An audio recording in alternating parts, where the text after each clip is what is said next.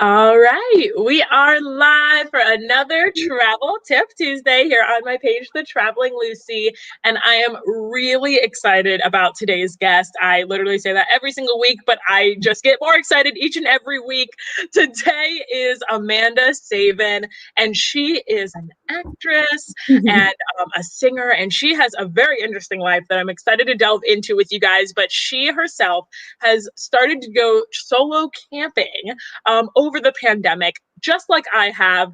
And we share this commonality with each other, and we've had some great conversation about it. So I wanted to bring that to you guys to talk about just solo camping as a woman, or even just anyone. And I hope that you guys find some good value from this. If you guys ever have any questions, feel free to drop them in the chat while we're talking right here. But thank you so much, Amanda, for joining this conversation and chatting today with me about solo camping.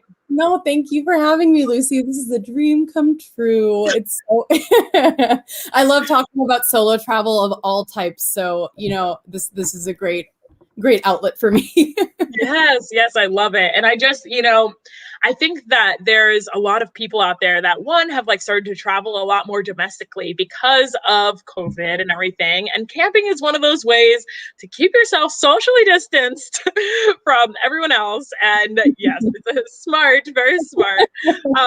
And it's satisfying that need, but I think taking it solo is a whole nother level. And I don't know about you, but when I was camping solo, everybody was like, "Oh my gosh, you're so brave. Like, how are you doing that?" Like, it was like this crazy. That's normally the reaction, right? That people think it's so weird. Or yeah.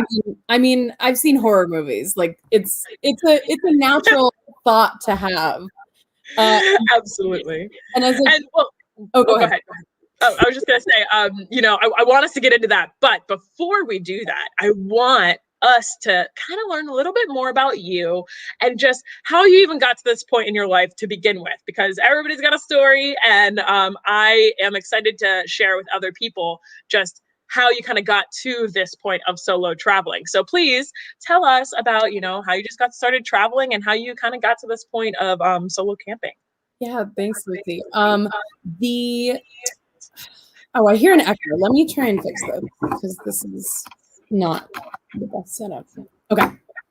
So I got started solo traveling a little later in life than a lot of people do. I was 26 and I went on a birthright trip to Israel. Before that, I'd only been on family vacations like in North America. I kind of thought of traveling as like this luxury that only you got to do if you could afford it, or it was just something that to me was completely unattainable.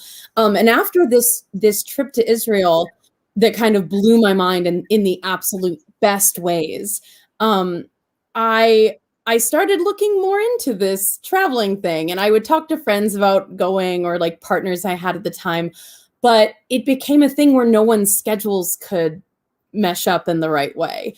And so I started just going out and doing it myself. And all my friends were like, "Are you crazy? Are you being safe? Is this a thing that you can afford?" Being like, I went to NYU. I'm still in an incredible amount of debt. Well, that's another conversation. but I feel like there's this myth that if you can't, like, I don't know, like traveling can't be a priority until you're out of debt. And there's a stigma that people think you're being, you're spending too much, or you're being irresponsible. You're being fiscally irresponsible if you decide to prioritize travel above other things in life. I'm a little unconventional. It's never really been my thing to like stay in that little path that we're all told we have to stay in. So yeah, I in 2019, I ended up kind of quitting this job that was a fine job. It just wasn't for me. And I went to Asia with no plan. I had a concert that I was in that June, but I left in April, and I was like, well, let's see what happens here. Let's see what kind of good trouble I can get myself into. And I think that trip kind of blew my mind in a way where ever since then, like clockwork, every 3 months, pre-pandemic, of course, I was just like, well, what can we do next? What what new skill can we learn? Let's go learn to scuba dive. Let's go learn to do long distance hiking by ourselves. And I mean, I've never looked back since that time. And even if you have a partner, or even if your family wants to go travel, that's fine. But I don't think I'll ever stop solo traveling at this point. It's too much of a high. It's too good to be able to live your own life autonomously and to do everything that you want to do. I know that sounds selfish, but given the fact that like we all have to kind of fit in these little boxes to succeed, it's nice to be able to do something that's entirely for yourself. And then you can go back to helping other people. And then you can go back to being like an empathetic, open person. But it's important to do that for yourself as well.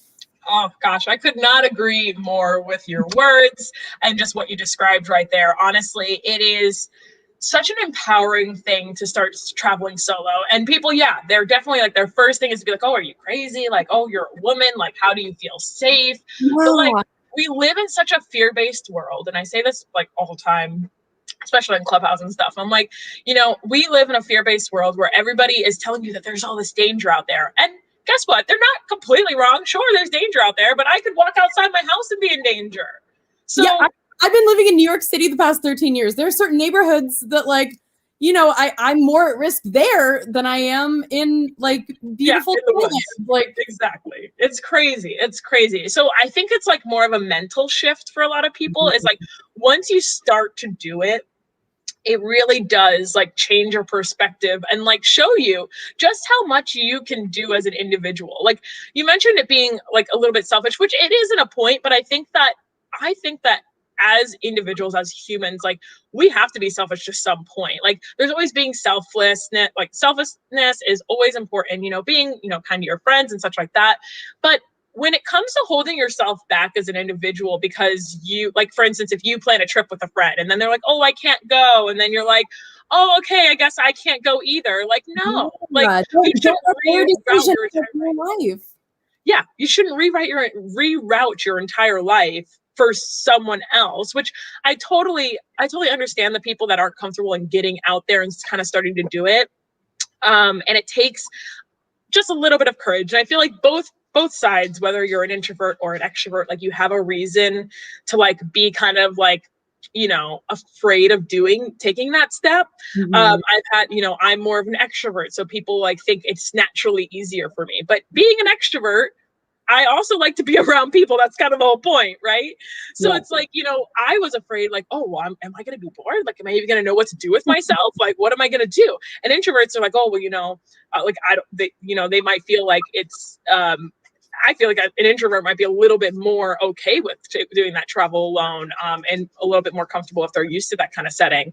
But even so, like there's fears on both sides. And then when you actually go and do it and like you're the only person that you can like look to, like, hey, like, you know, even if you try to ask someone, obviously you can't, but you could be like, hey, like, what should we do? Oh, hey, what should I do? Like, what should I have to answer the question? Yep. Then what happens is you start to realize what you actually want to do. When you're talking with other people, like you're like, oh, why don't we do this? And they're like, I don't want to do that. And then they're like, oh, okay. And then you're like, well, what do you want to do? And then like, it's like this back and forth and you guys have to come up with like a solution. And it's like a people pleaser that usually whatever the group wants to do, I'm like, I just want everyone to have a good time. Let's do this thing that I have no interest in, but I'm going to fix the excitement. Exactly. And it's crazy because then I feel like you lose pieces of like yourself when you do that. Like not that it's not a good experience, but like if you're not interested in doing it, and if you really want to do one thing and then like everybody else that you're traveling with or that one person doesn't want to do it and you feel guilty for wanting to do it, like, why am I going to feel guilty? Guess what? If I'm going on a trip and all of a sudden I'm like, hey, I want to do this. Guess who I need to consult? Me, myself, and I. And then I go and do it. And I have found so many amazing experiences that if it was like, if I was with someone, I was like, hey, let's go kind of do this little sketchy thing. That's not really that sketchy, but could be sketchy, like to some people in their mind. And then they'll be like, oh, I don't know if I want to do that. But I found some of the best experiences doing that on the road. Sometimes there are times when it's in your to your benefit if you're alone. Like I was in Ireland, and it was kind of an off the cuff trip that I booked. And so I found out about Skellig Michael, which, if you don't know, is the Star Wars island that like Luke Skywalker's living on, that Rey comes to in Force Awakens. And I saw that this island was right off the coast of the Ring of Kerry, and I was like, I got to get here. And it turns out only 144 people can go per day, and there were no seats on the boats left, but there was one cancellation. And so as a solo traveler, you get to do cool things that just kind of pop up. If I was with anyone else, I wouldn't have been able to go to that cool, nerdy Star Wars island. That's so cool. I didn't know about that. And I went to Ring of Kerry and everything, and now my dog is barking, but we don't need to worry about it. But yeah, no, it's just, it was, there have been a time where I was like driving through Idaho, and like the middle of nowhere in Idaho, and like I see this random huge sign that says cave, and I'm like, it's huge. And I'm like, I guess there's a cave there. And then, but I'm like literally in the middle of nowhere. It's like highway, desert, both sides. And I'm like, okay. I pull over and I read this sign, and it's like the Smithsonian of the desert, like largest shown museum and bird and art museum, and then the natural volcanic cave as well. It's like this sign. It's like drive 2 miles that way off of the highway, and I'm like, this could be sketchy.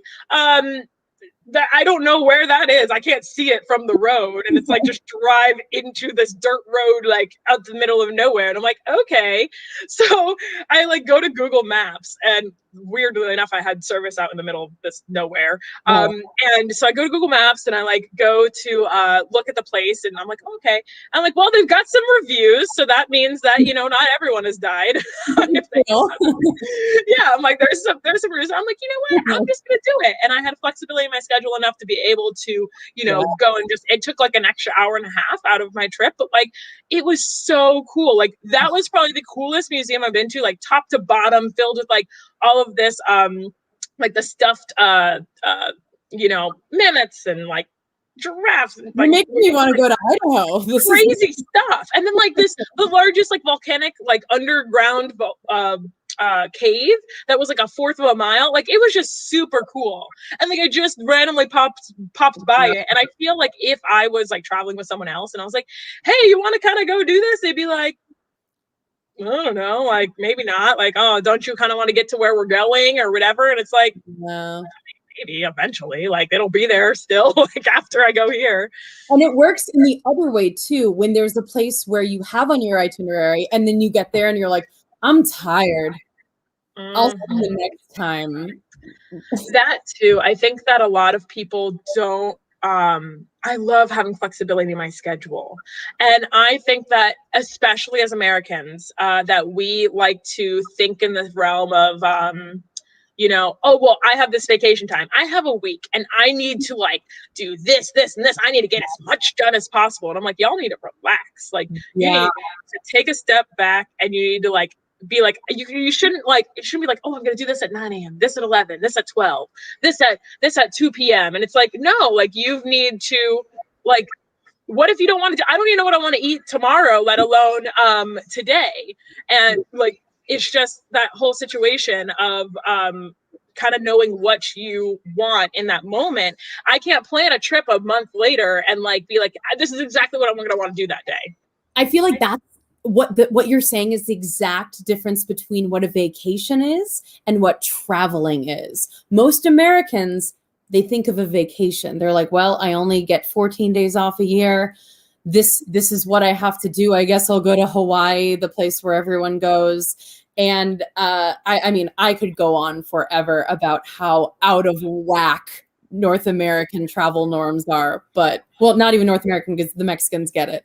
But in specifically the United States of America, our culture around traveling is so out of whack with the rest of the world. Even like I could go on. I think I brought this up in a Clubhouse room with you the other day, Lucy, but only 42% of all Americans own a passport. That means that more than half of the country doesn't know what it's like outside of the United States, which sounds like That sounds like a horror movie to me, that like the only life that you know is inside this one country, and your sense of normality is just not the same as all. That's a box. That's a box you're put into. But like we're also, and I tell people all the time, I'm like, you have to think about, when do we hear in America, because people could be watching anywhere, but like here in America, it's like, when do we hear about other countries? If something bad is happening, it's never like, hey, by the way, France did this really cool thing today. Like, we're not hearing that information. We barely hear good information about like what's going on here. So like, if all those fear kind of things are being shared with us, like, oh, this really bad thing just happened in France, this happened in Italy, whatever it might be, or this happened in, Asia. And then the people, that's it tears people. And we live in a beautiful country, which a lot of people don't even explore the country that we live in as well. So that's a whole nother point in itself. But, a lot of people never leave the city that they live in, the state that they live in. And there's so much more out in the world to experience. And you're absolutely right. And I actually just the other day kind of really made that like distinction. And I was like, wow, it really truly is the difference between a vacationer and a traveler, is that as a traveler, you prioritize travel. Like, know that you're growing as an individual each and every time that you go and travel and see these places. Vacationers, when they vacation, like, they think of it as like, okay, I've got this allotted time period, which, the traveler might have as well. But they're like, I need to see and do as much as I can, like during that time. And, they're not really enjoying it. Like, the vacationer might just go and stay at a hotel like the entire time and not even experience the place that they're visiting, which, I'm not saying everybody has a travel style. And I'm not saying that that's not a vacation that people can enjoy. Oh, yeah. Like, it's different. It's just different. It's a whole different thing. Yeah, it really is. And I think that, camping is just a whole nother level of that. It's like, not everybody's a camper. But if you enjoy nature and like you enjoy being out there, and if you would go camping with friends, like, you should totally try solo camping. And we actually, we had someone comment, Emily, she said she went solo traveling or solo camping once, and it downpoured the entire time. And she was never more scared, but she was also empowered. Like, just that fact in itself, like, yes, you can be scared. It doesn't have to be like that you have to be this fearless thing or whatever. Like, nobody's superhuman, but the empowering feeling that you get from it is like bar none. It's unlike anything else, because it's you being you with yourself and you liking yourself. I mean, I know we've all dealt with different levels of self-esteem, I'm sure, but this is honestly the first time in my life when I'm completely content with like the human that I've become, and I could be alone with myself for hours. Yes. And that wasn't a thing before. Well, and I think, and this gets so deep into so much, but as a person, I feel like, especially like in our culture and such like that, like, we are always like striving to be with people, like, in social environments, and like, even like when it comes to relationships. Yeah, like, just like, always like, oh, you got to find your partner, you got to find your person, whatever it might be. And it's like, okay, great. Like, there's nothing wrong with that. But I feel like a lot of people focus so much on the connections that they have with other people and, meeting other people and having those relationships, that they never truly form a relationship with themselves. Yes. I was one of those people. Me too. Which you don't even realize. Yeah. Did you just say the same thing? Yep. We're too much on the same wavelength, Lucy. Literally. No, but I'll say this.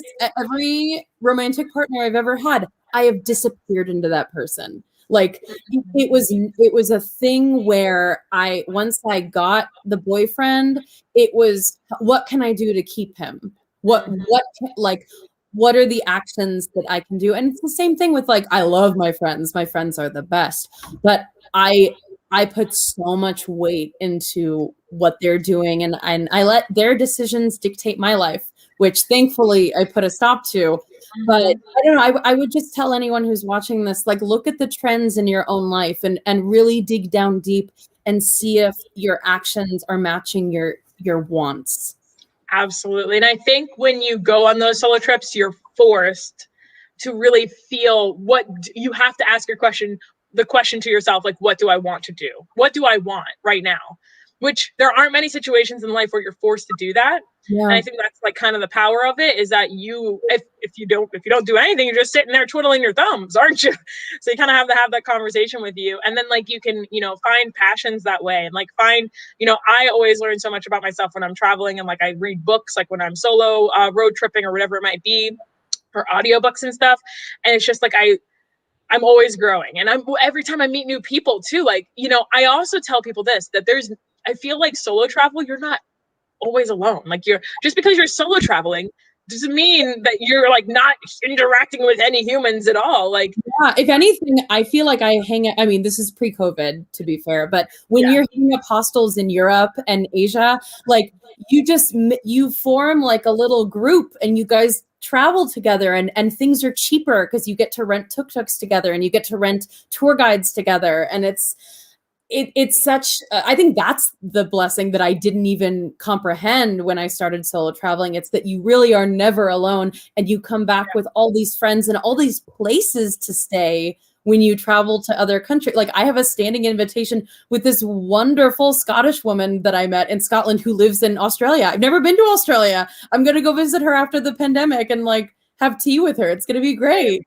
I know, same here. I've got friends in Madrid and New Zealand and Germany and Denmark, like all of these places where it's like I could always go and visit them now. And I met them when I was traveling. And also the fact that like when you're traveling with a friend, you might be less open to having a conversation with someone new.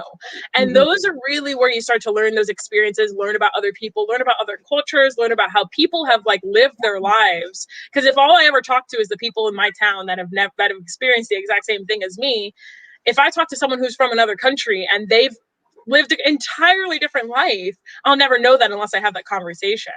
Yeah, and go ahead. No, sorry. No, you're good. You're good. No, I was just gonna say, like, that conversation, I've learned so much about like the world and my place in it. And I found myself when I didn't even know, like, I was lost in a sense. And I say that like with such a heavy heart, because it was just it. I think that so many people walk through life and they don't know what they're missing because they've never seen that piece. In my old age, I've gotten bold. Now that I'm in my 30s, I have gotten so bold when I'm solo traveling. Pre-COVID, I don't want anyone to think I'm doing this during COVID, but I would go to bars in the Netherlands when I was there, because I don't know if you guys know this, the Dutch speak English better than Americans do. So I went up to different groups in this bar during a trivia night and was like, hey, I'm a solo traveler. Can I join your trivia group? And by doing this, you get to meet all these really cool people. And then like that night ended and like one of them giving me a ride home on his like bicycle. Where like I felt like I was in some weird like teen movie in the 90s. It was, anyway, it just like, if you open yourself up to people like that when you travel, it just creates these magical scenarios that you couldn't have even written for yourself. Absolutely. And in those experiences, I mean, like, someone might hear that and be like, wow, that sounds really dangerous. You drove on the bike of a random stranger. And it's like, but common sense, or I shouldn't say common sense. Your gut feeling. Yeah. Like that's really what has to drive you when you are in a situation, which we use on a daily basis already. But like, you have to understand, like, if you're in a situation, if you feel uncomfortable, there's probably a reason to be uncomfortable. If something seems off, it's probably off. But if something, if they seem like a good person, I don't think that everyone in the world is inherently bad. I think that, a lot of times we think of people like the people we hear about, they're like, bad things, people going to jail, whatever it might be. Those people exist, but there's not every single person in the world. And if you get a good vibe from someone and things are going a certain way, like, you just have to take that gut feeling and really, really run with it. I'm so glad you brought that up, Lucy. Like, there is such a stigma against other countries being like more dangerous than others and all of that absolute bull crap. But yeah, and I mean, I listen to true crime podcasts. Like, I know there are dangerous things that happen, but dangerous things happen everywhere. And at the end of the day, I mean, like I was saying, I know my gut. My gut usually is right 99.9% of the time in these kind of tumultuous situations. And you just have to trust in humanity. At the end of the day, if you're doing the right thing, you're going to attract people that are also doing the right thing.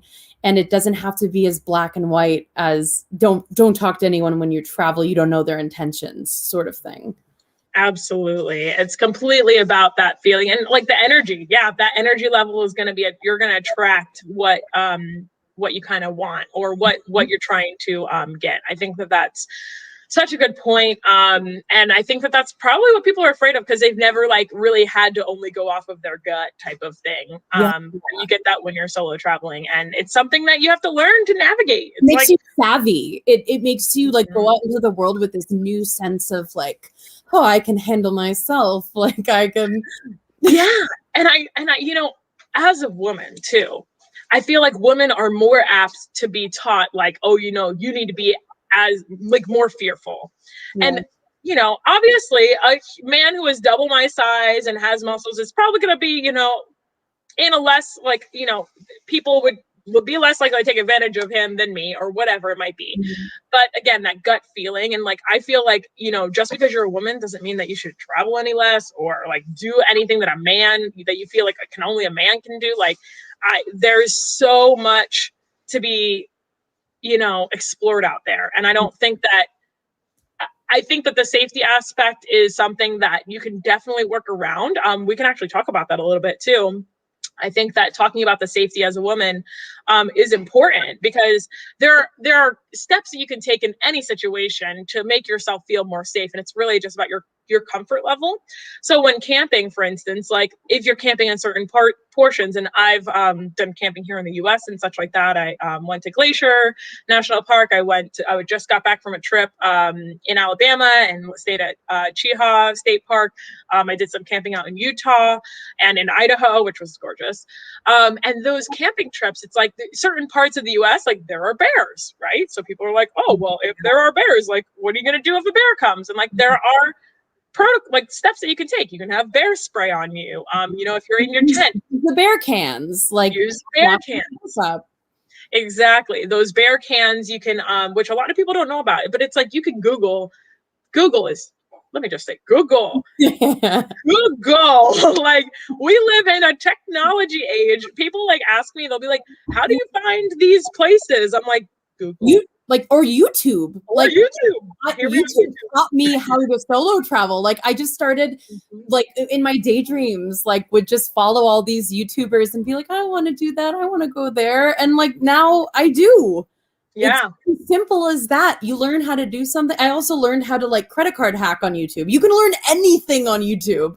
Literally, you really can. And it's like all of that knowledge is out there. You just have to go looking for it. Like, if you just take a little bit of time, like it will answer all of your questions. And, you know, I hope that anybody that comes across this video in regards to just like solo traveling and like especially empowerment as a woman, like, you know, there are ways to make yourself more safe that men also have to take, you know, like it's not just, you know, for women, but like if you, when you're camping, having that bear can, which is going to help like protect your food, because that's what bears want. They don't care about you. They really don't. They're scared of you. They're more scared of you than you are of them, but they want your food.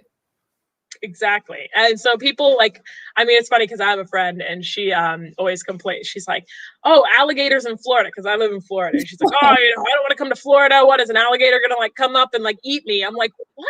No. Like if alligators were eating every person in Florida, then everybody probably wouldn't be moving here, but they are. So I think the alligators are getting more afraid of all the people that are here. But like it's one of those points a lot of times with animals, unless you provoke them, they're not going to, you know, react to you. It's all about, you know, making sure you're not sneaking up on animals and like kind of just like being in tune with like where you are in that nature situation. And there are ways to, you know, get around that. Yeah. I was going to start telling an animal story, but then I realized I kind of have to go back. Do you mind if I kind of give it? Of course, yeah. So 2020, we all know what happened.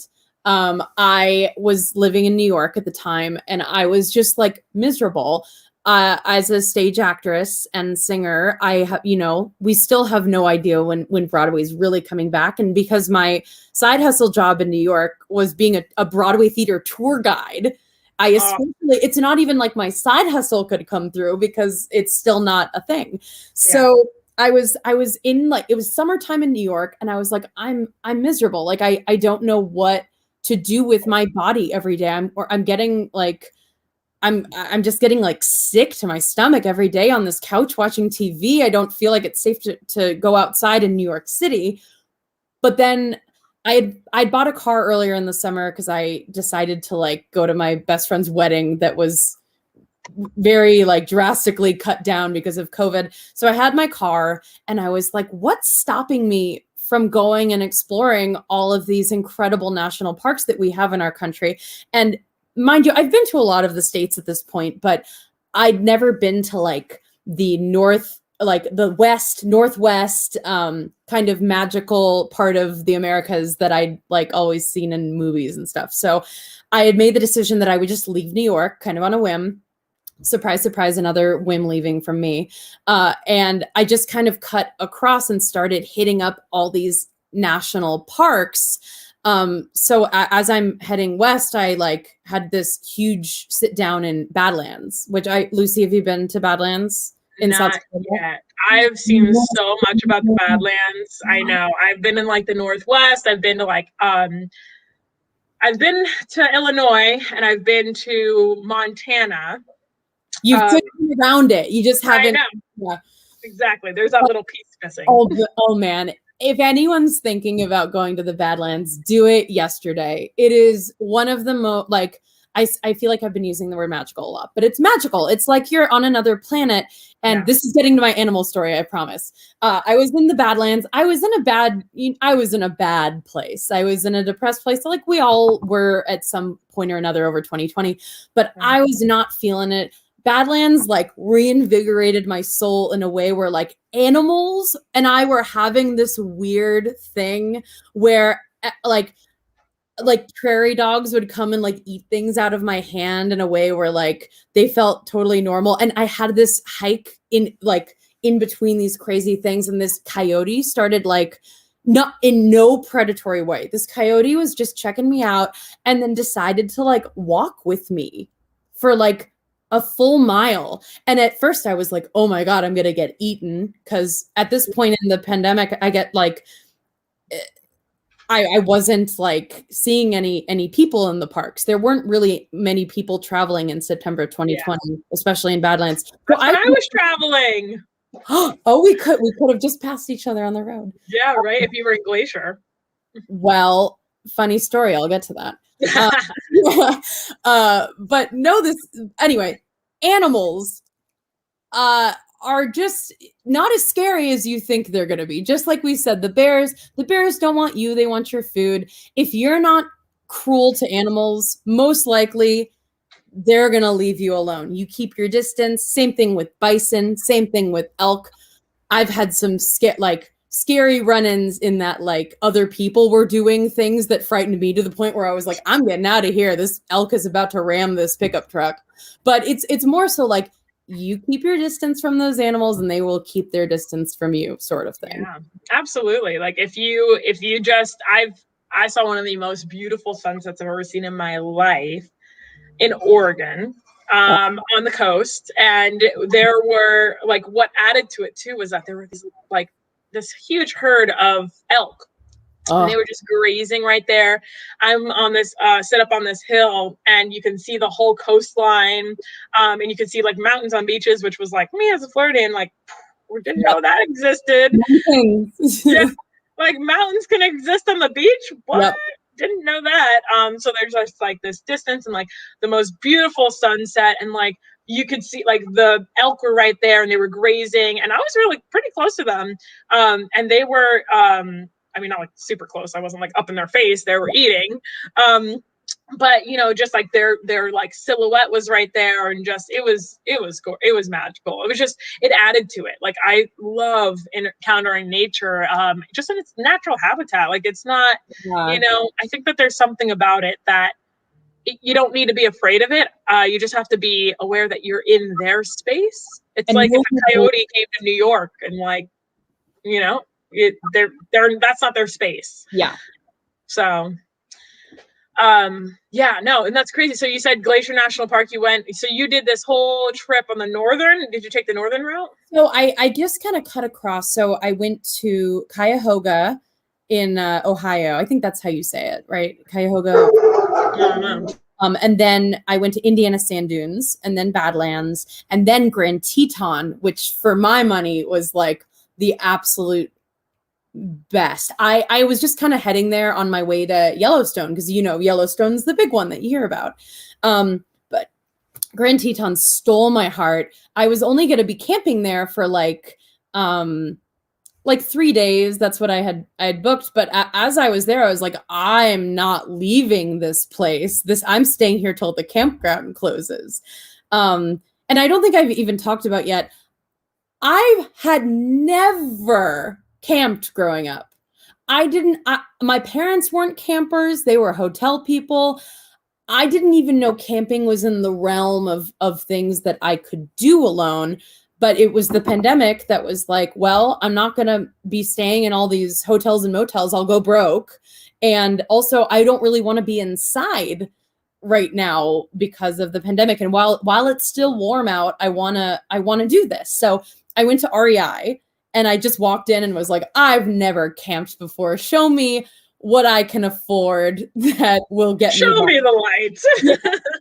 And I mean, REI, they're great. I love them. I'm a member of the co-op. But I think I spent like $300, and that got me a basic 2-person sleeping tent. It got me the little mattress pad, and it got me a mummy sleeping bag. And I say mummy because it's the single person sleeping bag, which is fine. I ended up on the road going to a Target and getting a 2-person bigger one, just so I'm a stomach sleeper. So that mummy life wasn't for me. The mummy life. It looks like a sarcophagus. Yeah, I have one that's a mummy. Like that's what I got at REI too. And then I actually just I had like a bigger tent. Because I had gone camping with a friend. And I had like it's like a easy tent to pop up. It's still like kind of condensed, like it's not too huge. But then I just bought, in this last trip going to Alabama, I bought like an individual, like just 1-person tent. Mm-hmm. And I have my mummy sleeping bag and the sleeping pads. A lot of people don't know about the sleeping pads. That's like the most important. I think the sleeping pads are the most important. Oh yeah, no, definitely. That's what protects you from the ground, and the coldness of the ground or heat or whatever it might be, the rocks, all of it. Like I was literally the campsite that I had at what was it? Cheehaw State Park in Alabama. Like I was like, oh, I'm gonna pick this campsite because there was only one picture of the campsite, but it looked like there were trees that I could hang my hammock on, and I was like, good, I want that. And then it looked like there was a patchy grassy area. Well, when I got there, the patchy grassy area was like down, like on a slope, and I was like, okay, well, so my only really option was to like sleep on these rocks, and I'm like, okay. Like how navigate that, but like I could feel like as soon as I put down my my tent, I was like, oh yeah, this is rocky. Like I mean, I was gonna use my sleeping mat anyways, of course, but like when I put down the sleeping mat, it's like you couldn't even tell like that there were rocks there. They're that good. And also that's one tip that I learned in my time solo camping. I started not booking the campsite until I saw it in person, and I know that's a risky thing to do because I mean I think going forward camping this summer is going to be wild. I already know. But because it was COVID, I got lucky in that there was a little bit more room at these campsites. Not many people were camping at the campsites that I went to. And even though like Tetons, I was at Lake Jenny, which is like the best place to camp there. I had to wake up at 4:30 in the morning and get in the car line and cross my fingers I'd get a spot. But I think that's one of those things that you just have to do because it's so worth it. The view is crazy at the Lake Jenny campsite at Grand Tetons. Ooh, I didn't even get to explore Tetons as much as I wanted because I had like taken this whole trip. And I was like, let me stop at Yellowstone. Cause yeah, again, Yellowstone is like the thing that people are like, you have to go check out Yellowstone or whatever it might be, which is gorgeous. Actually, Yellowstone surprised me. I loved Yellowstone more than I thought I would. It didn't, I don't know, I feel like everybody has these perceptions of like what these places look like, right? When you think of Kansas, people think, what is that, just corn or whatever? And it's like, I thought Kansas was really gorgeous in its own way too. But like, I don't know what I guess I was just expecting like flatlands, like with these pools of water or whatever in Yellowstone. I thought geysers. Yeah, I thought it was going to be like very flat, and it wasn't. It was very mountainous. Like there was actually a lot more trees than I expected. Dude, Yellowstone. I went there right after Tetons, so it's not that I didn't like Yellowstone. I think the weather turned as well because it's at a much higher elevation than Tetons, and same thing with its glacier, even though it's further north, is at a lower elevation than Yellowstone. So I happened to be there in a cold snap. It was 18 degrees when I was camping in Yellowstone. So I want to go back in the summertime and have a better time in Yellowstone because I was freezing my butt off the entire time I was there. But I totally get that. But topographically, Yellowstone is not what you like with the waterfalls and like there's so much variety in Yellowstone National Park. There absolutely is. And that's not what I was expecting. So that was really cool. And I didn't actually get to, like, Yellowstone was kind of added on last minute because I was like, oh, well, I'm going to Glacier. And I was like, I have to get back down to Colorado because I had to drop something off in Colorado because I flew into Colorado, rented a car, drove from Colorado to Utah to Idaho, through Idaho, Montana, Wyoming, then back to Colorado, then drove back to Florida. So it was a crazy, crazy long trip. But I was like, oh, if I'm going through Wyoming, I mean, I got to check out something in Wyoming, which Wyoming was a very interesting state. Like again, not what I expected. But like Tetons, I just didn't have enough time for, and like the time frame I was trying to stay into, because having to drive back to Florida and everything. So, but I did get to see a little bit of like the outside portions of it, and I heard a lot of really great things about it. And yeah, like, so do recommend Tetons too, because I've heard so many great things from it. And that's. And I keep saying I have an affiliation with Glacier in a way. So I'm actually living in Kalispell, Montana right now because I got to Montana and just was gobsmacked with these mountains. Like this area, Kalispell and Whitefish, is, I can't even like put into words. It's like the Alps in Europe. Like it's like Middle Earth. It's like everything like nature wise that I dig. So yeah, I got to Glacier. I stayed until the campground closed. I ended up meeting someone here like you do. And so now I'm kind of living this life where I'm in Montana and New York, and I still drive around and do things, but like, anyway, that's a story for another day. But I love Glacier National Park with all my heart, and now I get to go whenever I want. I'm so jealous. Like, so I actually, when I was traveling in September, which if you were traveling in September, when in September you're traveling? I left New York in the beginning of September, and by the time I got to Glacier, it was the first week of October. Okay, so the smoke might have cleared up by then, right? Oh yeah, the smoke was bad for a while, but yes, it cleared in October, and then it started snowing. Yeah, so well, of course I missed the snow right then and there, right? So that always happens to me. That's a whole other story. I don't get snow no matter where I go. I bring Florida with me. Oh, well, Montana, there'll be snow. There's always snow. You'd be surprised. I've been to that's a whole, I'll have to tell you about it. It's a whole thing. Like, I literally repel snow. Like, I will go to the place that there is supposed to be snow. Like, I'm scared to go to the polar ice caps. Like, I'll melt them. Global warming. I am global warming. That's why I was born in Florida, because it would be an issue if I was born anywhere else. So literally, I went to Glacier, and I was in Glacier like end of September. Well, I just you.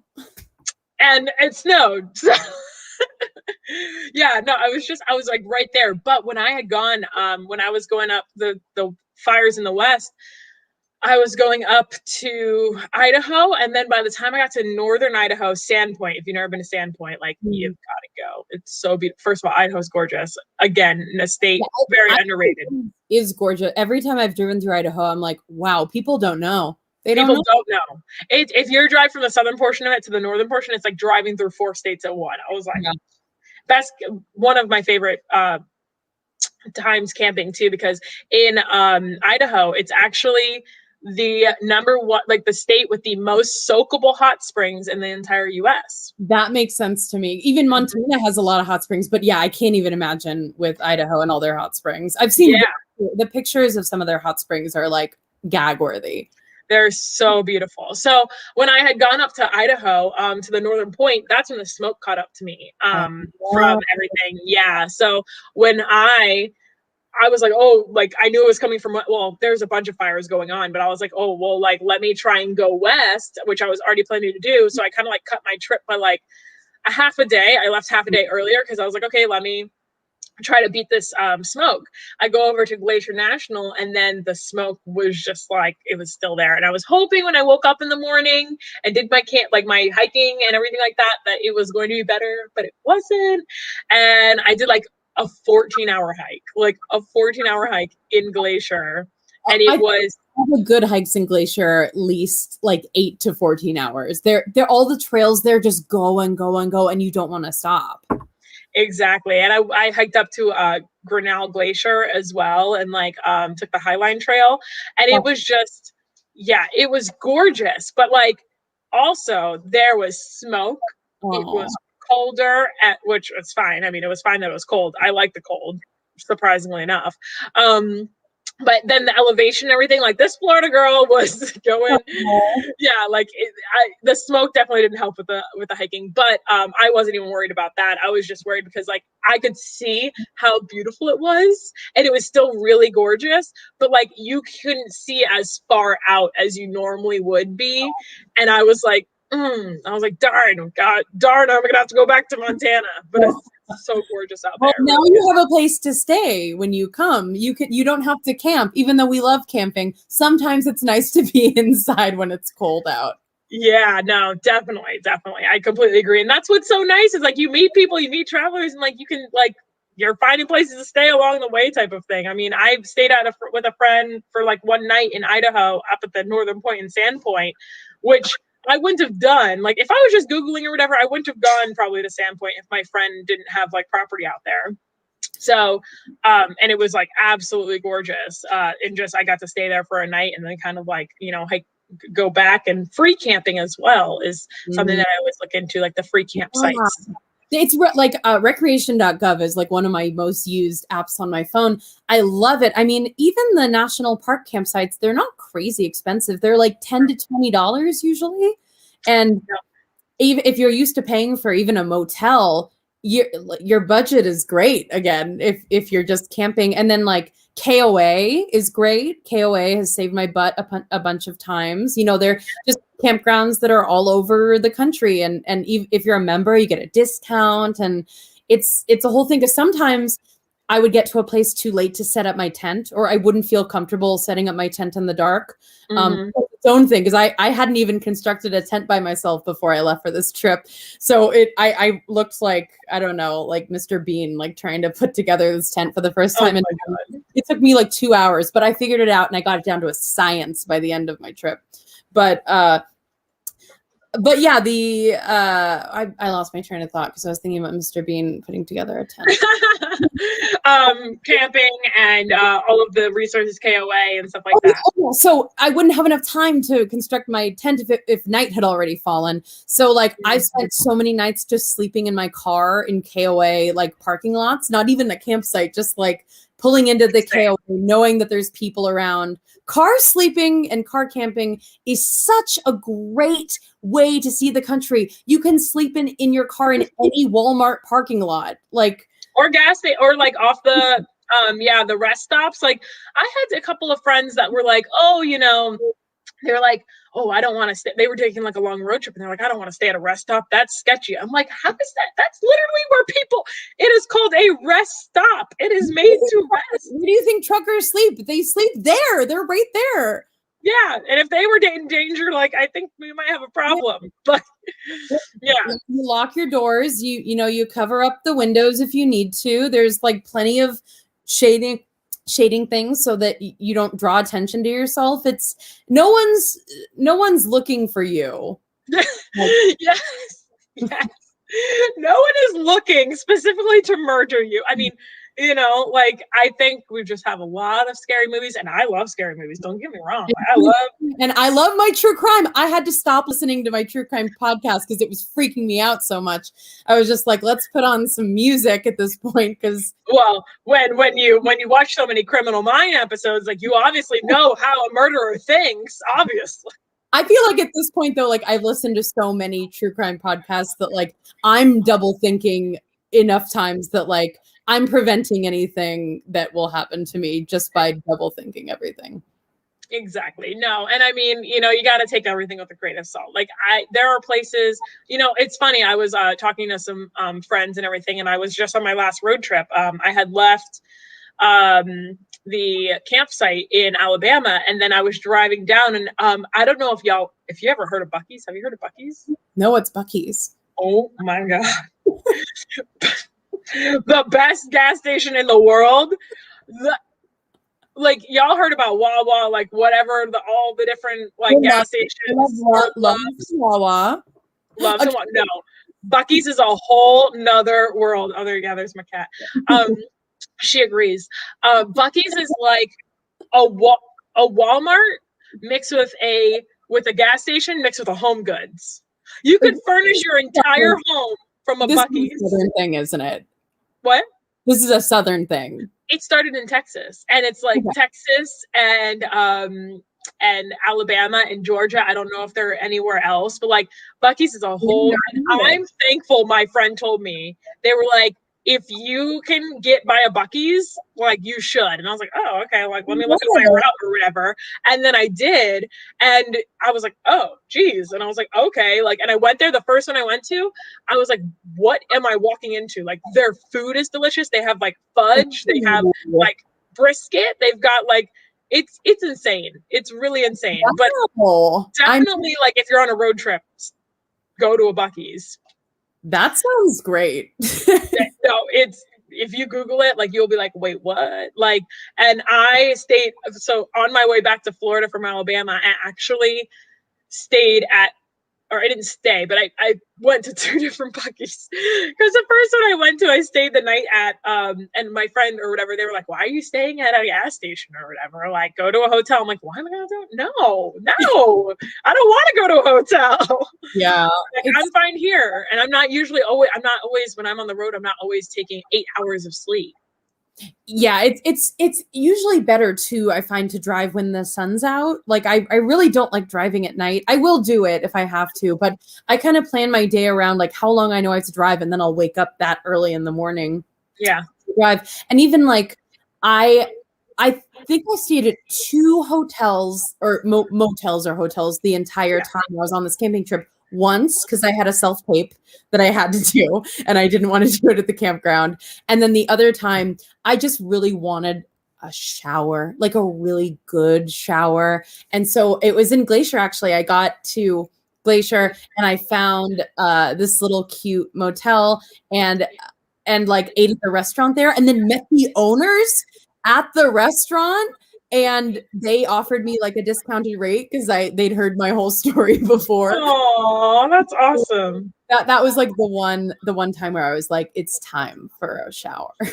Yes. No, actually, it's funny you mentioned that, because when I was in Glacier, I needed the same thing because I had been, traveling now for a week. And, I had like I had some stops along the way. Like I had like a shower at like my friend's house or whatever. And then like when I was at the springs, like the springs were like, it was like being in a hot shower because there was like this waterfall hot spring on me. Oh, that was so refreshing. But when I was in Glacier, and I took that 14-hour hike, which is the longest hike I've ever done. Needless to say, my feet were feeling it and they were not happy with me. And I was just like, I just feel like dirty. And I was like, I just need a shower. I need a bed. Like, I'm not trying to camp. And it was also getting later in the day. Like I had gotten back later than I expected. So I was like, I actually stayed in Kale Spa, I'm pretty sure. So at a hotel. So it all weirdly enough, the time that I was there, like all the hotels, a lot of them are booked. Yeah, sometimes that happens. Well, this area, as I've learned from learning here, this area is way more populated than you think it is. There's a lot. There's a few celebrities who live here that I've kind of happened. Like John Lithgow lives in Whitefish, which is hilarious to me. Huh. Interesting. Well, must love the mountains. I love that. So what you said that this wasn't your first solo trip, but this was your first trip that you went camping solo, right? Yeah. So what was your first solo trip that you did? And kind of what was that? Yeah. My first ever solo trip was a trip to Ireland and Scotland that I booked because I was like, well, I want to go somewhere alone, but I want to go where they speak English so that I don't feel like there's a language barrier. I was fairly familiar with the currency exchange rate, so I knew I wouldn't like, I don't know, math isn't my strong suit. So I was like, I know what that's about. And then also I'm half Irish, I'm half Jewish, I'm half Irish. And I was like, I kind of want to like learn about myself and my family and where I'm from. So I just kind of booked the flight. I went to Scotland. I did all the Harry Potter things in Edinburgh, and I flew over to Ireland. I decided that I was going to teach myself to drive on the other side of the road just by like renting a car and going from Dublin around the whole island. That's what I did. Oh my God, I love that. 2 peas in a pod. But yeah, that Ireland and Scotland trip, like, was so good. And it was short. I was still working for this company, so I only had 10 days. I had 2 weekends and a week, a little bit more. So 10 days. And looking back at my travels, at that trip versus my travel style now, where I just kind of go somewhere and see what happens, I overbooked myself to a point where I was like, you idiot. Like, what were you doing thinking that you could get around the whole country of Ireland and see everything you wanted to see in like 4 days? Because I was in Scotland. I bookended the trip in Scotland. So Scotland, Ireland, back to Scotland.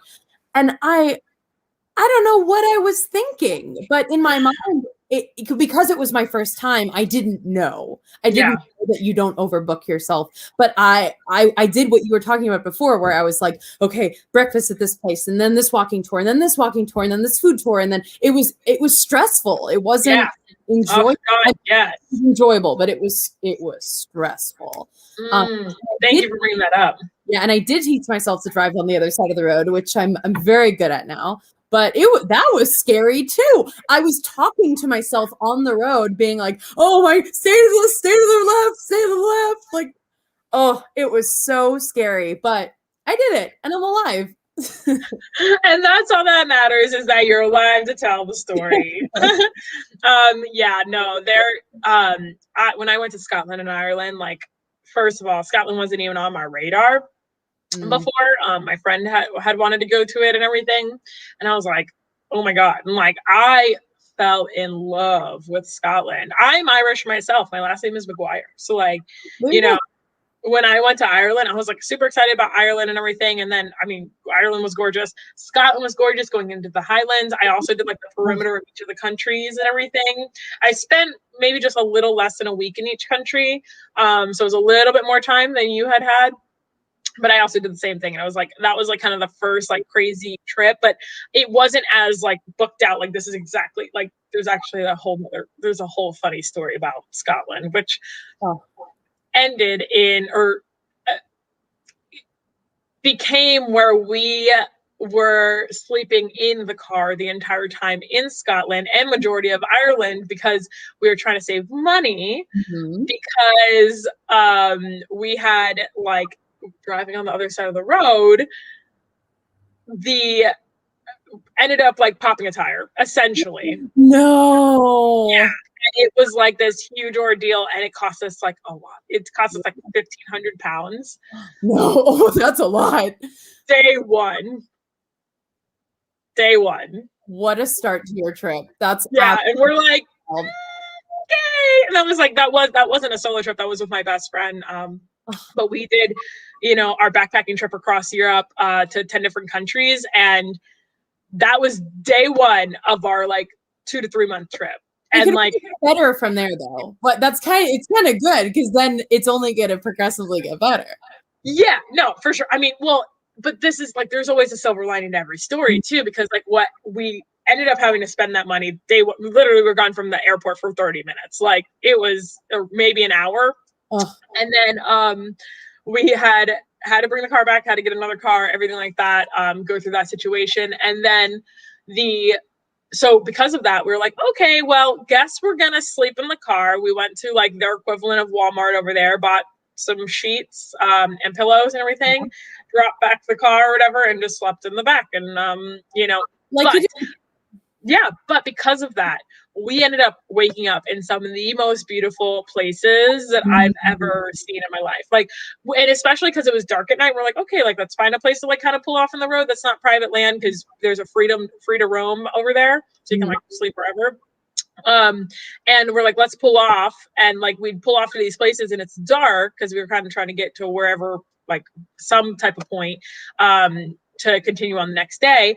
And then we'd wake up, and it would be like beautiful mountains and like a river and like a castle, and I'm like, the Scottish Highlands are beyond. Like I went back to hike the West Highland Way by myself because I just wanted to do that. But yeah, anyone who's thinking about going to Scotland, do it. It is so worth it. Also, recommendation, if you do go to Scotland, there's a place called Lialt Working Sheepdogs, and you get to go and watch the sheepdogs like wrangle up the sheep, and there's like 18 of them, and if you like puppies like I do, you get to like play with them after. Anyway, that was like the best thing I did in Scotland. I could have stayed there all day, but they had to tell me to go home. You're like, you need to leave now. We need our dogs. As I'm like holding like 3 puppies in my arms. That's hilarious. I love that. No, I loved Isle of Skye. Like I went up to Durness in Scotland. But that's so it was insane. Insanely beautiful. So so that was my car camping over there. It was just wow, crazy, but so thankful for that experience and like seeing those places, and like some of the most beautiful places that you'll see just in the world. Sometimes you'll like stumble upon them, and I think that that's just like really. And you can pull over. You're in control of pulling over and seeing like anything that interests you. You're like, okay. Exactly. And, I think also I want to bring up the fact too, because a lot of times when people are like looking for friends to travel with, and one of the great things about traveling solo, we talked about it earlier in just regards to, the freedom that you have, but really you have to be careful with who you travel with. And I don't say that like in a safety way. I just mean that in a way that like you're not going to mesh with every single person. And I know like the idea of traveling with your friends sounds like a great idea. Like, oh, they want to go there, you want to go there, but like your travel styles might be completely different.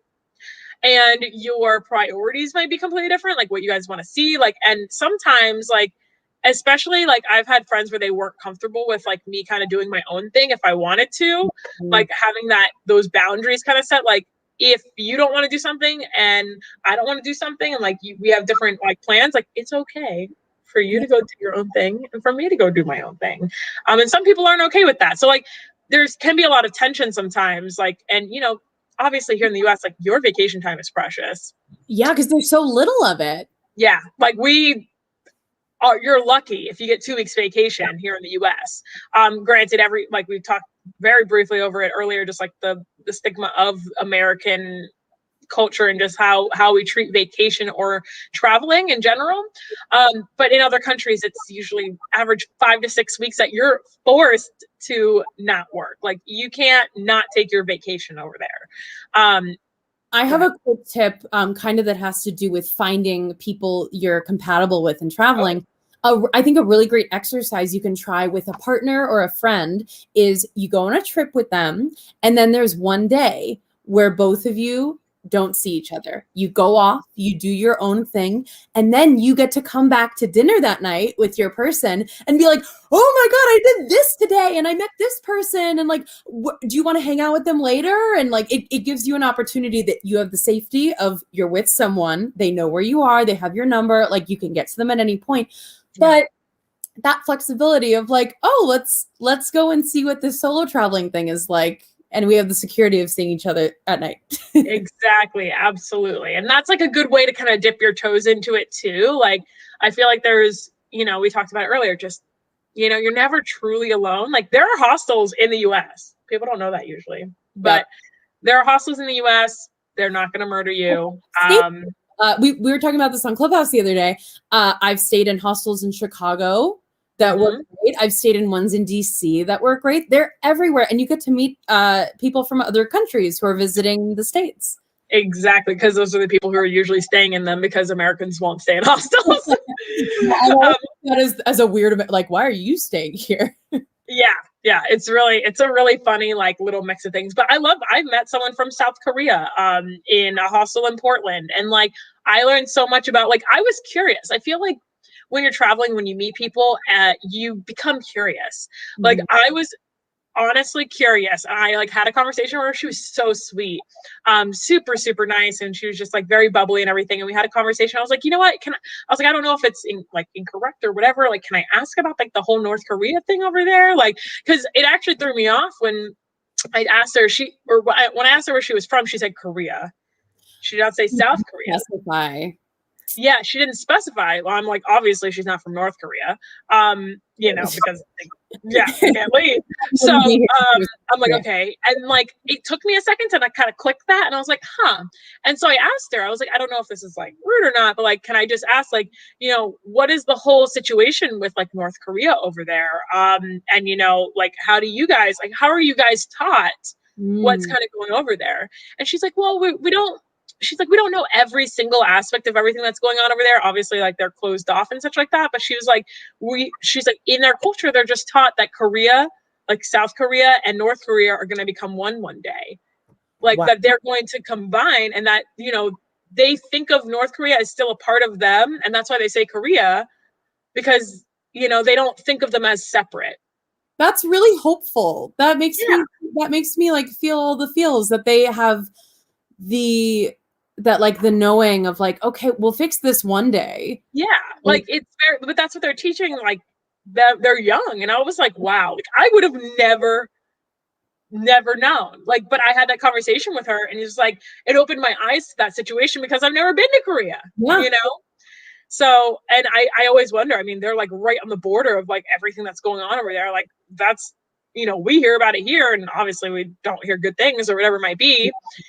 So it was very interesting, but like I grew, learning about the world. I, just became curious, and never be afraid to ask questions from people. Like, if your intention is good, that's going to come across. Like, cause if you're asking just to like be that person who asks, like, screw you. But if you're actually asking and wanting to have a conversation, like one thing I did that I got a little flack for when I was in the Netherlands, I asked about their Christmas rituals because they have this like soot-covered elf who is definitely, it looks like a child in blackface. Like it's a whole horrible thing that Dutch culture still kind of celebrates at Christmas time. But I asked a lot of people about it because I was like, I heard about this on like, Last Week Tonight with John Oliver, but like, what do you guys think? Exactly. What do you guys think about it? Yeah. So I just love talking with people about things that we as Americans aren't shown. And unless we know people from these countries, we're not going to learn these things in our own country unless, we go and seek out that information.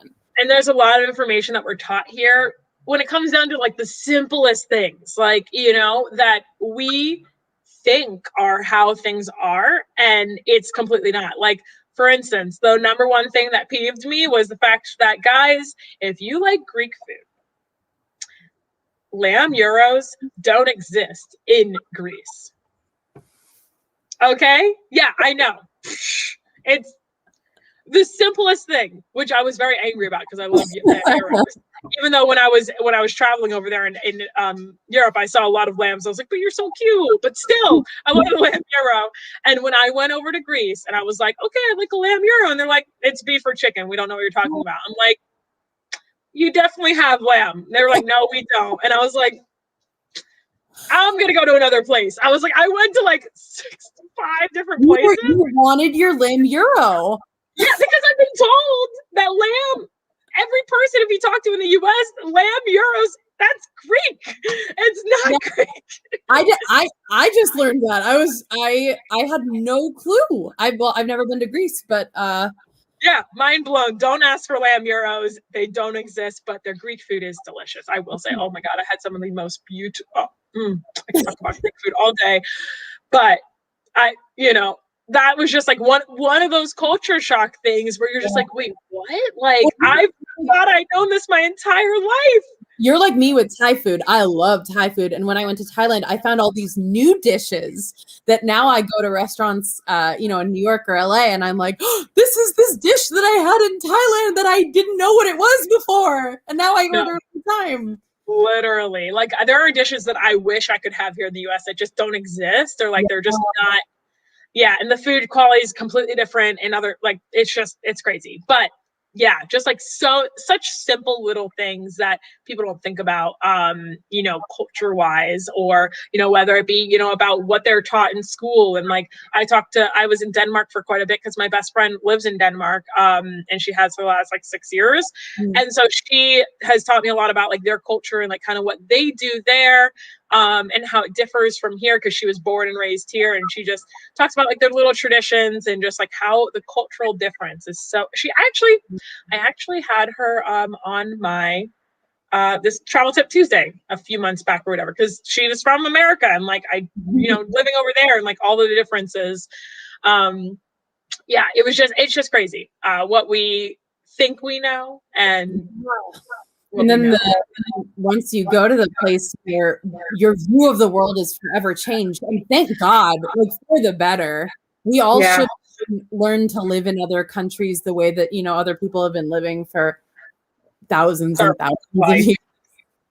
Yeah, no, it's a rewarding experience, and I always recommend people, don't just go to those big cities and such. And I know we're talking, leave the cities and go see like where people are actually living. Yeah, and it's fine. Go. Nobody's telling you not to go see, Eiffel Tower or whatever, but like, just don't make that your entire trip.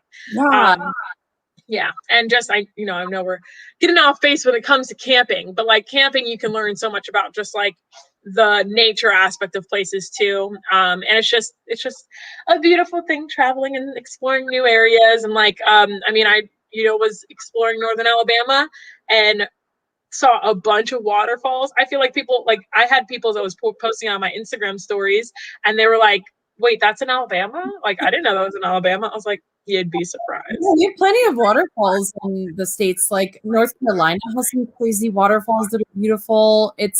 Just like go explore. You don't even need to do like crazy cross-country trips like Lucy and I have. Just go to the next state over. Just drive over the line and see what you can find. There are plenty of apps out there. Just type in road trip app into your phone and you'll get like 60 million of them that will pop up that will tell you all of these things that you have the option of doing. Absolutely. And even I feel like there's a lot of stigma about a lot of places, and I encourage people to break those stigmas, because for instance, I had traveled to obviously live in Florida, and I had gone to like South Carolina, North Carolina, Tennessee, and like had been north to like Pennsylvania and such. And then I had never been to Georgia. I don't know why in my head I was like, I don't like Georgia. Like, I didn't have a reason to not like Georgia. But I was like, yeah, I don't like Georgia. It's not my cup of tea. I had never been there. What? Yeah. So then when I was like, I made a point. I went on actually a waterfall extended road trip up in northern Georgia. Beautiful. I did not realize just like, I actually really loved like how gorgeous it was up there. And like, it was It's like lush. It's It when I is. think of northern Georgia, I just think of like green. It's just like trees and mountains and not It what was you think of.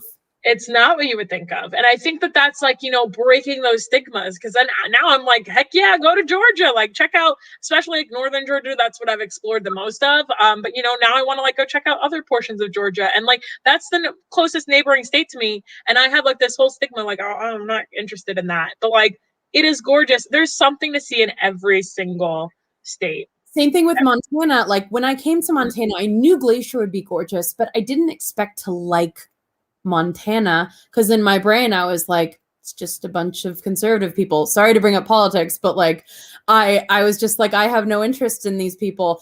And while I've been here, I found these wonderful people who live here that hold my ideal, like the same ideals that I hold there living here.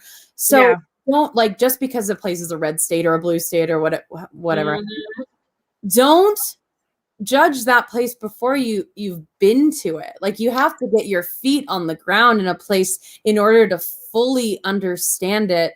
And one thing that road tripping and camping I think has taught me is that like we call ourselves states. We have borders to these places. It's all the same. It's all we're all together. If one thing this pandemic has showed us is like the COVID doesn't care about borders. Like it's not like, oh, this state has this many COVID cases. COVID doesn't exist in Florida. I don't know what you're talking about. Don't start with me. Okay. No, but people, they talk about like, oh, well, COVID's really bad in this state and COVID's really bad in that state. No, we're all on the same piece of land, on the same rock, floating through space. Like we identify so fiercely with our hometown and our home state. And while yes, you can have a sense of pride about that, it's not about that. And you didn't choose to be born in that state, or you didn't choose to be you didn't choose to be a Floridian. Like you're right, I didn't, because I'm not. But it's like if we all took the time to explore this world that we live in, we get to find where we actually belong. Because sometimes, contrary to popular belief, we're not always born in the place that we're supposed to end up. Yeah. It's so random. And if we don't get the chance to explore this amazing place we live, you could be a beach person living in a mountain town and not ever know that until you go out and see for yourself what that life is like. Yeah, no, it's funny because I had my parents never really traveled much when I was younger, and I never really experienced that whole travel life. Like I went to Pennsylvania and I went to Dominican Republic because that's where family was, and like that was it. So when I got to explore more, I don't know why I hyped up North Carolina so much in my head, which North Carolina is gorgeous, but when I was like younger, I'd always used to tell my friends, like, yeah, I'm going to move to North Carolina. I'm going to move to the middle of the state so that I'm halfway to the beach and halfway to the mountains. And like, they've got temperate weather all year round. Like on the book, it was like, yeah, that sounds great, Lucy. That makes sense. Why would you not want to move to North Carolina to the middle of the state to have both of those aspects and everything like that? And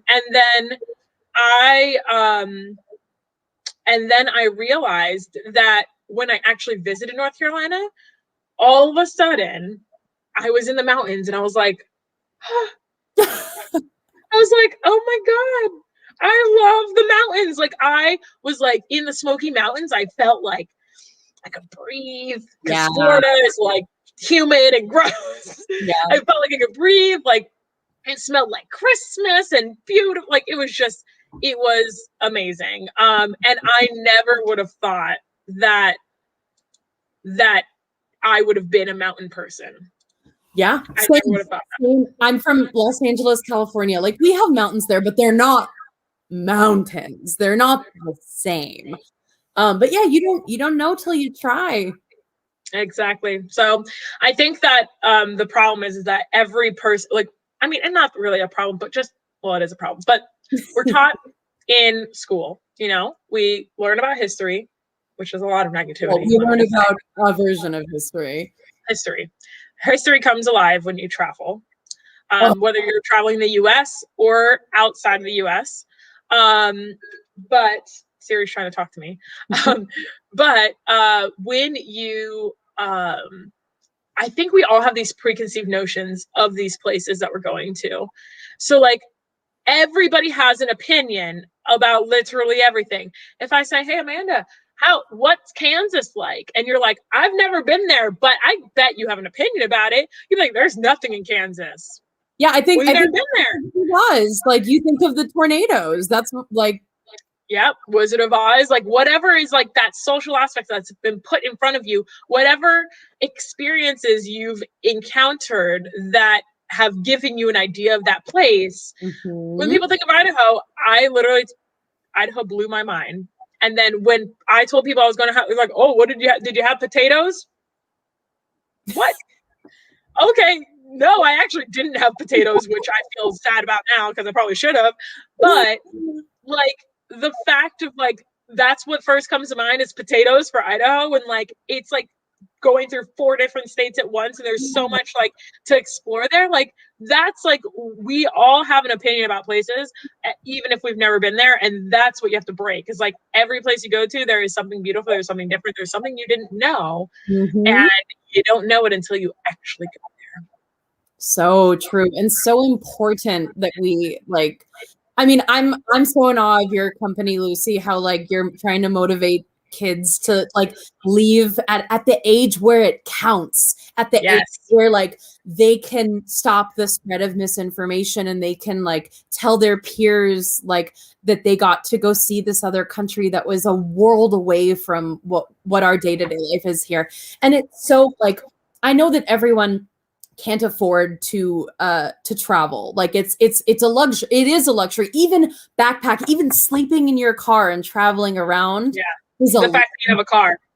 Yeah, exactly. So how fortunate that like we get to, you know, in our very short lives in the grand scheme of things, that like we get to see other places and how other people live. And I think we would live in such a better and more empathetic world if more people got to see how other people lived. So I think what you're doing, Lucy, is such a service to humanity in the long run, because these kids are going to grow up and hopefully they're going to take their kids abroad earlier than their parents took them. And it'll just become this beautiful chain. Absolutely. I completely agree. And I know that I'm going to take my kids abroad. My parents never took me overseas, like other than Dominican Republic, because we had family there. But we went on cruises, but like that's not traveling. That's going on.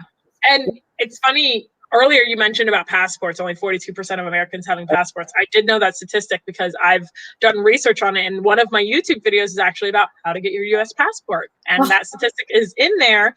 And that's actually one of my more popular videos, which I'm glad about. Thank you. I'm hope that you guys are getting your passports. But what was something interesting that I found out about those passports is that the only reason that there is 42% is because back in like 2000...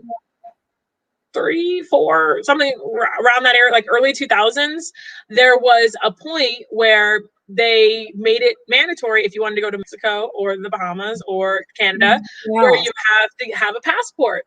And when they did that, because like before that, it was only like, I don't know, like 18, 20%. Yeah, it was very sad. Yeah.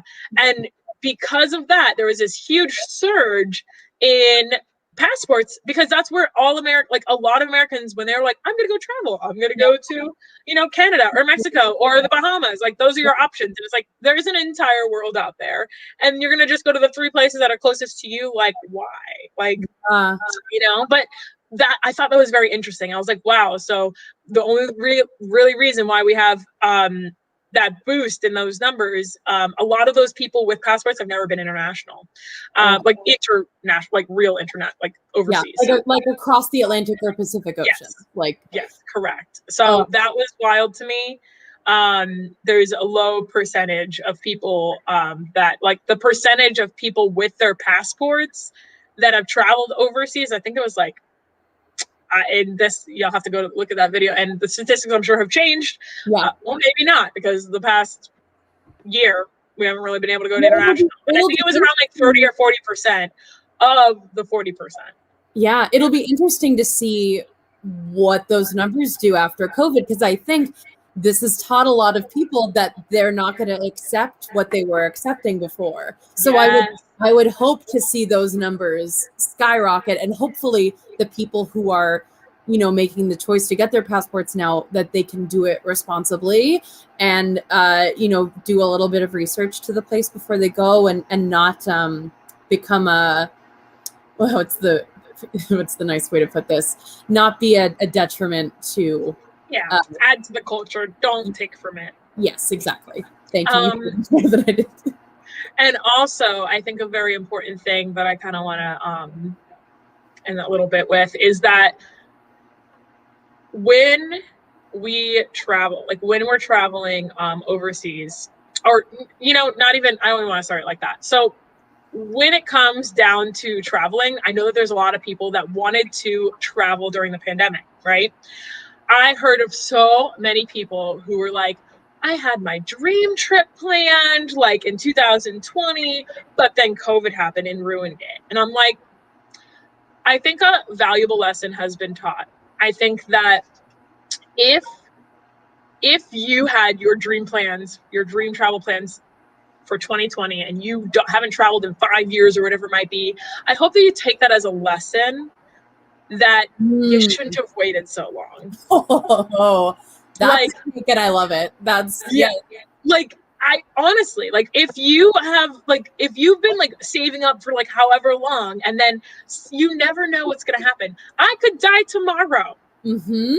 And I think you really have to, you mentioned earlier about you feel like you have to be out of debt to be able to travel, or people think of it as irresponsible. It's like, no, you have to live your life in that moment. If there's something you want to do, go and do it. Stop making excuses as to why, you know, there is like why you're not doing what you're doing. Like, if you want to do something, take the steps to make it happen, and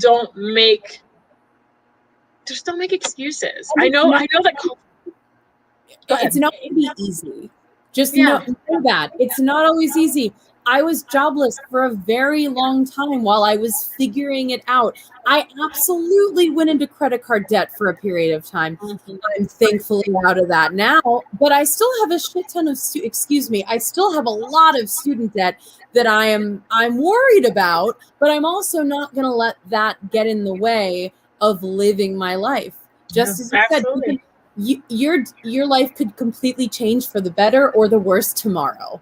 So what do you do about it? What kind of power can you take back from this system that we're all kind of cogs in?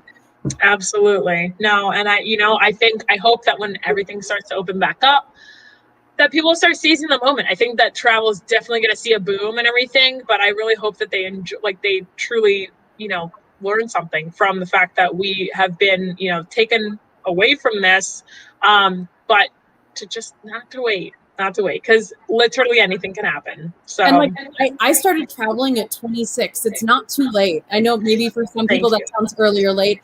It's not too late. You learn the things you learn when you learn them. That's your path. That's your journey. You have to honor your past in order to like move forward and say, okay, I know better now. There's a lot of opinions of mine that have changed in the past 10 years, thankfully, that I think travel is a big part of that. Just the more you learn about your fellow humans, the better off we're all going to be. Absolutely. Couldn't agree more. It's just a beautiful thing to learn more about the world that we live in. And I think the more you travel, the more people you meet, the more you learn about your place in that world, in this world, and just how you can add to it and how you can make better experiences. And, you know, really, I think it really makes you appreciate life a lot more, you know, going through that. So, all right. Well, what a conversation. I can't believe we've already been talking for like almost an hour and a half now. I do want you to tell people like where they can find you and such like that. But before you do that, please tell everyone where you're going next. Ooh, that's good. I am going to be heading back to New York for a little bit to take care of my apartment sitch. I haven't like booked the tickets yet, But my 2020 trips that got canceled were a trip to Guatemala, which I was so excited for. But thankfully, I'll get to go on it eventually. And something with like, I love Southeast Asia. I will always keep going back. But I'd never been to Vietnam. So I had a big Vietnam trip planned. Was going to do the motor scooter through the mountains thing. But yeah, I haven't booked those trips yet. But, for the rest of 2021, while we're figuring out this thing, I'm just going to be driving around. I want to go to Zion National Park. I want to go to Bryce Canyon. I want to see more of, because I've done a lot of Montana and Wyoming and stuff, but I want to go down to Utah, see I've never been to Arches. That's going to be. Ooh, Arches is good. Yeah. So, I'll always be traveling. I love that. Oh, and then where people get to me. Or is that what we're doing next? Sorry, I don't want to jump again. Oh, no, you're fine. Yeah, go ahead. How can people reach you? People can reach me all over the internet. I have 2 different Instagram accounts. Savin My Love for You. That's how you pronounce my name, by the way, Savin. Or Savin Goes Somewhere. That's obviously my travel one. If you want to see some cool, I take a lot of like self tripod with a Bluetooth clicker photography that I'm proud of. So check those out. I'm also on TikTok, just on my name. That's been a fun thing to do during the pandemic. But yeah, hit me up if you have any questions about, or you want like, I don't know, an accountability person to like see through that you're challenging yourself and you're booking your own solo trip. Because really, I just want everyone to go on their own solo camping trip or their own solo travel trip, because I promise you won't regret it. It's so important for you to get to know and love yourself by doing this. I completely agree. I really do. I think that that's amazing. I love that you came on here to share your story and everything. And it was a great conversation with you. I'm so glad that you found the little bit of solo travel that you've been able to do over this time. And yeah, so actually, there is one last question I have to ask. And I actually ask it to every single person who comes on to my Travel Tip Tuesday. It's a little bit deep. Oh, no. Oh, no. How has travel changed and impacted your life? Oh, my God. I know. In every conceivable way. I am just completely different person than I was before I took my first solo trip. I can't even put into words the way that it has changed me as a person, the way I feel. I hopefully feel it's rubbed off on those in my life who I love the most, who have kind of seen my before and after. And one of my very best friends the other day, who has always been supportive of my travels, but maybe hasn't understood why I do what I do. She said to me a couple weeks ago, she's like, Amanda, I get it. She's like, it occurred to me the other day that just like what you've been doing is what all of us are late to. All of us who've kind of like been like, are you okay, girl? Like, are you okay? Or do you have the money to? She's like, I get it now. And it was a long time coming, but just to be able to see the reaction of the people in my life who I love the most, who are finally able to not think I have a trust fund or something, that I'm able to travel in this crazy, trust me, I don't stay at nice places when I travel. I hostel it up. I highly encourage you all to live. I know Lucy loves that hostel life. You can go to, if you can get the plane ticket together to go to Southeast Asia, it doesn't take much money. Even Mexico, go to Mexico. It's not going to be that expensive if you do it the right way. Just do your research beforehand. Don't stay at one of those all-inclusive resorts. They're great. Yeah. I love them too.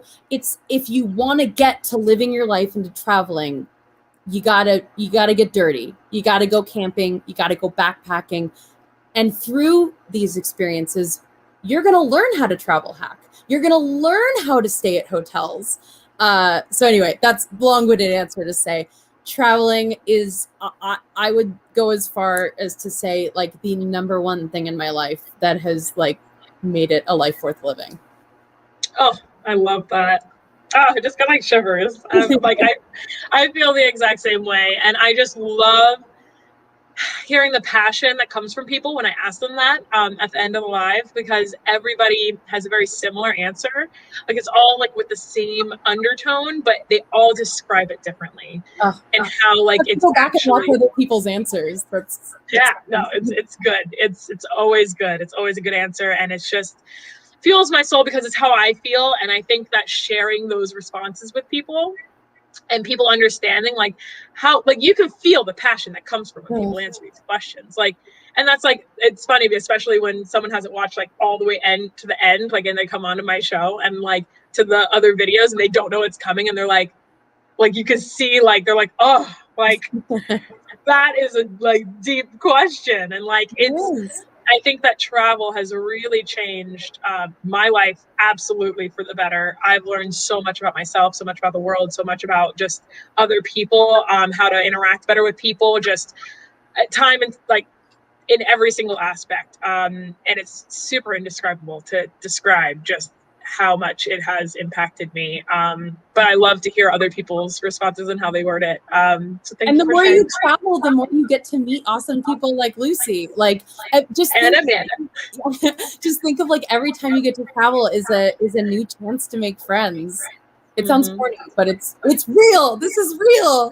It's true. And like, hey, you know, if you're trying to, you know, be on a budget, like it is so doable. That's what I really want to change for people too, is that people really think, people look at me and they're like, oh, you're traveling again? How much money you got? Like, I don't have a lot of money. Like, I'm not soaking in the dough over here. Like, I'm sure that'd be great. Like, if anybody wants to give me money, sure. No, but it's like, you know, it's not as hard as it seems. It just takes a little bit of prioritization. And I think once you do that first trip is really important, because once you can see how impactful it can be, you're going to start prioritizing it. And it's just like you prioritizing your bills at home, which you should still do. Don't not prioritize your bills at home. But and always pay off your credit cards to like the absolute zero. We're not saying to misuse them, but utilize them in order to get yourself to a place. Yes, exactly. Like there are ways, like, you know, I ended up being in debt. Like I traveled right after getting out of college for 4 months, backpacking Europe. So needless to say, I had saved money and everything. It ended up being more than what I expected. And I did get into a little bit of debt. I will tell you, I do not regret it. The debt is paid off now, thankfully, but like, do not regret a penny, not a penny of it. And I would do it 10 times over again. Because I just think that like that's the money is always, you know, you can always get more money. Exactly. There's so many ways to make, especially now. So many businesses are going to go completely remote now. I'm keeping my fingers crossed to get some more remote money, but like it's attainable now. You can see the path to it. Absolutely. I think that, you know, if there's a will, there's a way. And you just have to have that will and you'll find your way. And hopefully you came across this video and it encouraged you and inspired you to want to, you know, get out there and just see it, whether you're a woman or not. You know, it's just something that I believe everyone should experience. And if you ever have any questions, you can always reach out to Amanda. You can reach out to me. Links are in the description of this video to get to social media. You can always leave a comment too. And guys, we are going to, thank you so much, Amanda, for being here and sharing. Of course. No, I think that this has probably been my longest Travel Tip Tuesday since, but it was no, I love it. I love it. It was so good. So I am so thankful to hear, like, the passion, it's there. And I just love everything that you've shared. So thank you for being here. And if you made it this far, guys, wow. Wow. Kudos to you. Please leave a comment because I want to kudos you. And guys, I go live every single Tuesday at 7 p.m. Eastern Standard Time. Sometimes it varies just a little bit if I'm talking with someone like who's 12 hours ahead of us or whatever it might be. But feel free, if you enjoyed this, that you can subscribe to my YouTube channel. Check out all of my other Travel Tip Tuesdays that I've done, some other videos that I've done to just help you guys out travel-wise. You can follow me on IG if you have any questions. My DMs are open, and just happy to help. So I hope you guys enjoyed this. And again, thank you so much, Amanda, for being here and sharing your wisdom and just everything that you've learned along the way. I've thoroughly enjoyed the conversation. So am I. And thank you to all of you guys watching and just being a part of this Travel Tip Tuesday. Hope you enjoyed it, and I will see you guys again next week. Have a great rest of your week. Bye.